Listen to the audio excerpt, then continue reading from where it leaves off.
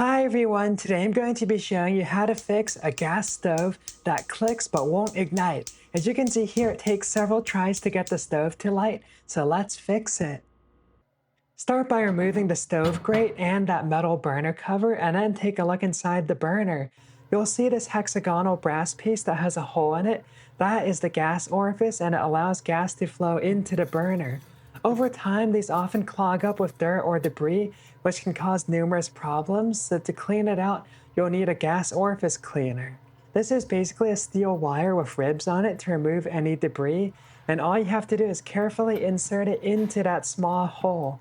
It does take some trial and error to get it in, but you'll feel it as soon as the tool drops in. And once it's in, all you have to do is move it back and forth to dislodge any dirt or debris. I found that it helps to slowly rotate the tool while pushing back and forth as well. This just helps dislodge dirt a bit more effectively.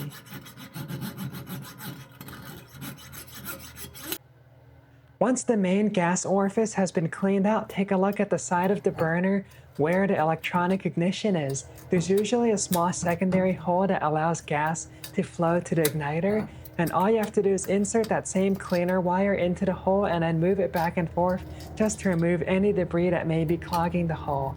It does take a bit of trial and error to get it through the hole, but once you do, all you have to do is move it back and forth gently like so. Now that everything's nice and clean, you can reinstall the burner cover and put the grate back. Now we're ready to test it out. As you can see here, the burner now ignites instantly with zero issues. So yeah, I hope you all enjoyed this video and found it helpful. I'll have a link to the cleaner tool in the video description below. Don't forget to like and subscribe if you enjoyed, and I'll see you all next time.